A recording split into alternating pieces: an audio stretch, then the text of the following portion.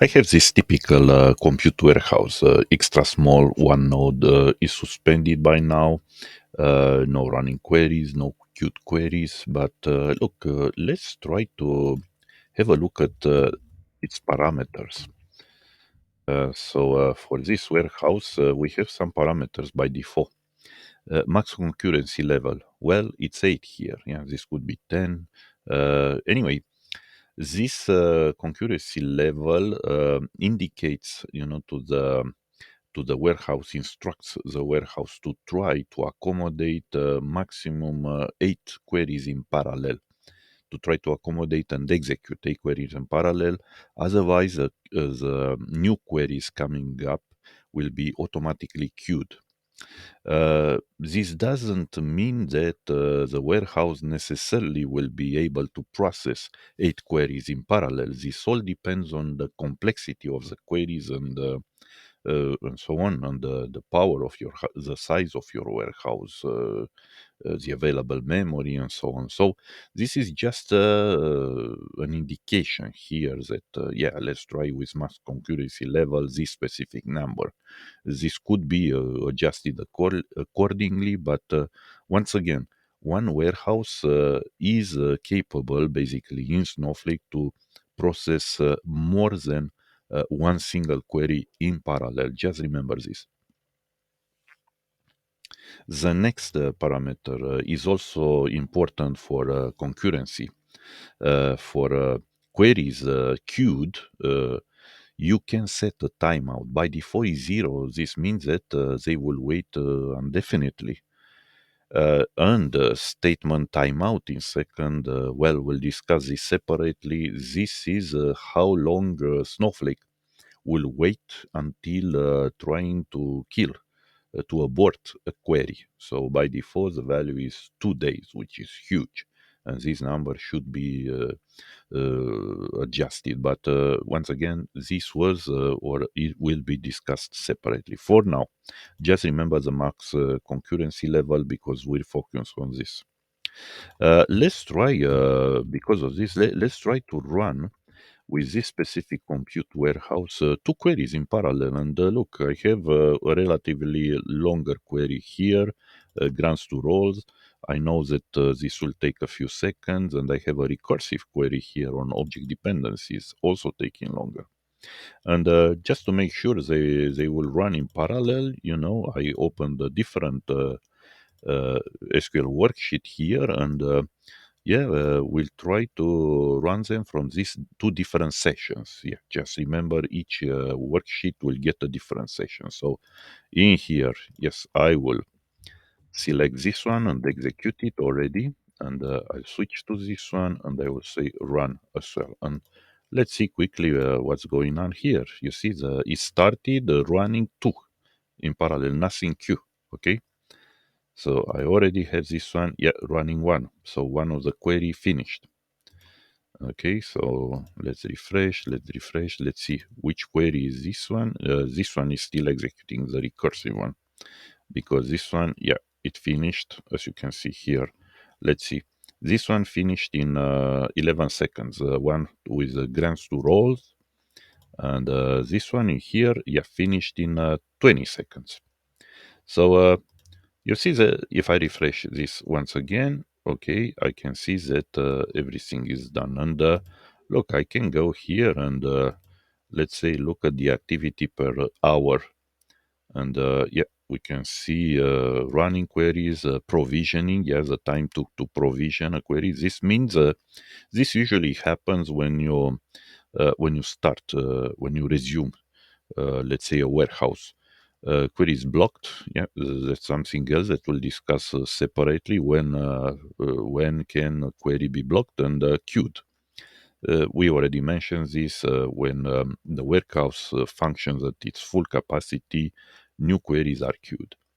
Look, in the query history, we just have the two queries that we executed lately. Let's see.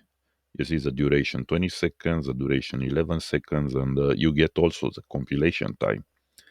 You see compilation, yeah. This one, the recursive query took a lot of compilation time. Very interesting. Yeah, the execution was was actually fast. And yeah, no queue provisioning so far, but sometimes when you start a big cluster, you may have also a big time of provisioning. Okay, let's go back here and let's have a look at two important parameters here because the goal here is to estimate the query load and the virtual warehouse load. Basically, if you go into warehouse metering history, you filter. Let's say I will filter by the current date, everything, and for this particular warehouse, what I want to do is to see the sum of the credits used here, how much I consume today, and this is 0.14 multiplied by $3 because I'm in the AWS in the United States Enterprise Edition.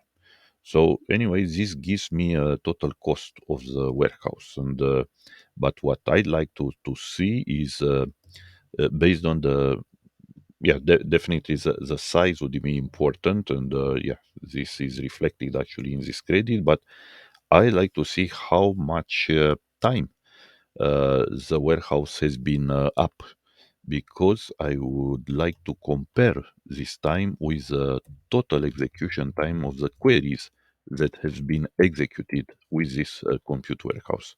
And for this, you can go to query history and collect the execution time also for today.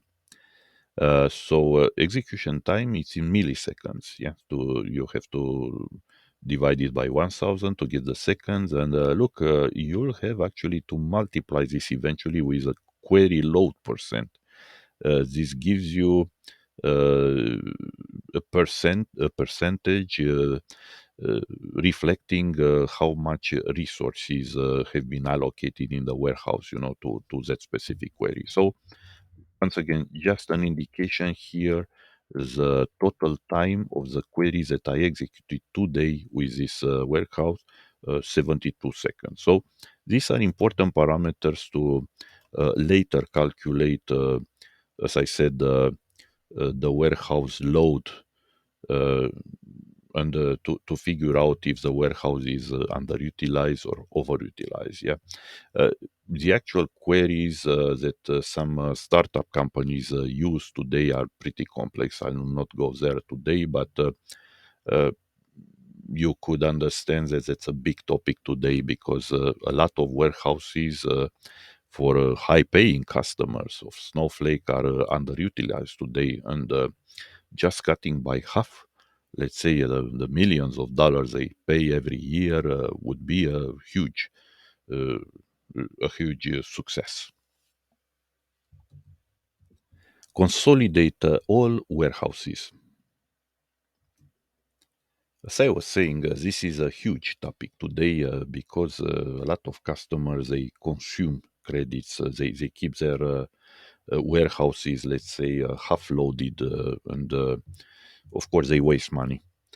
But just to understand the full impact, let's understand first how the query executes. So we already had an experiment, and just to simplify everything, let's assume here on screen I have two queries, just like the two queries we ran previously, but I just assume that let's say the warehouse was woke up by the query coming in parallel. Yeah, let's just assume they come in parallel, and the second warehouse here will fully use the capacity of the warehouse. So you can consider here a max concurrency level of 2 because any other query coming up during this processing time will be queued. But look, the first query will finish in, let's say, in 10 seconds, and the second query processed in parallel, basically in the warehouse, will finish in 40 seconds. Uh, well, the warehouse had 1 minute auto suspend, 1 minute of inactivity. So, and anyway, it should be it has to be built at a minimum 1 minute. So you cannot shut it down automatically after just 40 seconds. So after the 40 seconds second period taken by query 2, as you can see in the graph on the right side, the warehouse has to wait another 60 seconds basically to automatically suspend. So these are the numbers once again, and look, that's one way to calculate the query load and then the warehouse load or the warehouse utilization. Look at the bottom first. The query one, once again, took 10 seconds, the query two, 40 seconds, yeah, coming in parallel, both executed in parallel and both waking up basically the resumed, the suspended warehouse. We considered for the warehouse a max concurrency level 2. Why this? Because the two queries, the 10 seconds, you know that both queries have been executed in parallel. They occupy the full capacity of the warehouse. So the warehouse was up for 40 seconds. Yeah, this was a time basically taken by query 2 because query 1 finished earlier. And then plus 60 seconds for the auto suspend, 1 minute auto suspend. So a total of 100 seconds. Yeah, let's consider this scenario. Back from the top, we can look at the query load this way. We divide the number of seconds spent as the execution time by the seconds that our warehouse was up, divided further by the concurrency level, because yes, there is space in the warehouse to use other queries anyway. Yeah, so this would lead us to a 5% query load. This means that we could run 20 such queries in 100 seconds. Yeah, as expected, you can see here. So that's why it's 5%. For the second query, you see the calculation is the query load would be 20%. This means that yeah, you could run 5 such queries in 100 seconds. So right now, yeah, definitely the warehouse load, warehouse utilization is the sum of these query loads for all the queries that have been executed as long as the warehouse was up. In this case, this is 25%. This means that, yeah, definitely it was space here to execute other queries, but you can see already for the auto suspend period, yes, this is a problem. So the goal would be to try to execute as many queries in parallel in a warehouse and to keep it up. Try to avoid this auto suspend periods as often as is the case here. We've seen that yeah, to measure basically this query and this warehouse loads for the warehouse, yeah, we could query the system view from the account usage. Yes, warehouse metering history. It has slices, hourly slices of start time and time, and the warehouse name. And it has a credits used for each of these slices. For the query history, this contains all the queries executed during also start time and time periods, and it contains the warehouse name, even the warehouse size, and so on during this execution. And from here, basically, you collect the execution time of each query, multiplied eventually by a query load percent that considers percent of resources in the warehouse used for this query at that moment. What is consolidation, the warehouse consolidation? As I said, that's a big subject today, and this has to do mainly with reducing the number of underutilized warehouses because idle warehouses doing nothing, they just waste you money, basically, not just waste you money. Just remark that overutilized warehouses that queue uh, some other queries, they have no cost impact actually. You know, the query being there will just wait and will be executed later on. But when a query is waiting for to be executed, it doesn't consume additional credits because the warehouse is already up executing the other query. Okay. And there is always a compromise between query latency, yeah, and warehouse utilization. Uh, Sometimes, most of the cases, yes, you want the queries to be executed very fast, and queuing queuing queries, that's not a good thing. But queuing query is from the cost utilization means also that the warehouse is properly utilized, is fully utilized. You see what I mean? So yeah, that's also always a compromise, and this will be reflected later on. You'll see when we'll talk about workload types. Uh, we've seen before that how can we measure, estimate a query load? How can we estimate a warehouse load? Considering also the max concurrency level and the number of queries a warehouse can execute in parallel. Basically, how can you consolidate warehouses?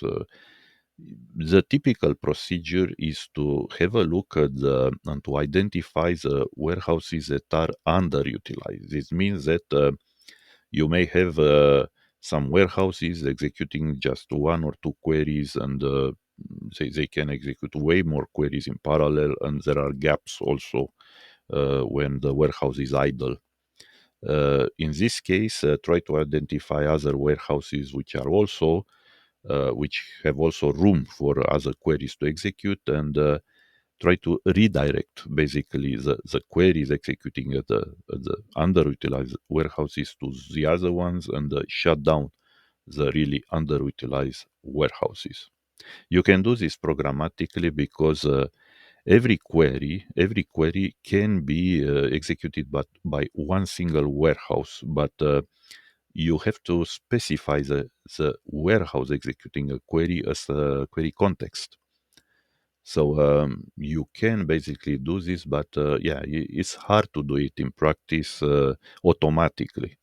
For this, people are using, you see, some utilization heat maps just to figure out, which are overutilized, underutilized warehouses, and so on. Also, the typical pattern, the typical approach here is to group similar workloads in the same warehouses. What does it mean? You have below here the workload type. In parentheses, it's a utilization target. So this is how full we would like to see the warehouse running. And the workload type could be for ETLs, interactive, or dashboards. So this is just one idea, because ETLs usually favor automated jobs in batch mode, but the response time, the query latency is not essential here. Yeah. Let's say you have a big task executing, okay, you have another query. That query can wait several minutes. That's not important. You have nobody waiting for it. So in this case, as you can see, the utilization target could be higher. This means that you're looking for a lot of queuing eventually. Yeah, it doesn't matter. But you want to take advantage of warehouses as running very close to their full capacity. In interactive workloads, as you can see, the utilization target could be around 80%. What does it mean, interactive? It's you just doing data analysis on screen, running different queries. Yeah, you don't want to wait too much, when you're doing this. So uh, each warehouse should have some room there, 20% empty, let's say, for your eventual queries. And lately, yeah, dashboards. When you have dashboards, people these are shared with a lot of people, and they should take decisions in real time. So 60%, this means that you may have 40% room for running all sorts of queries there. And yeah, you'll pay the price for this, because your warehouse will be more idle, but in the same time, the query latency, yeah, for all the charts in the dashboard, for all the tables and so on, the query latency would be very, very small.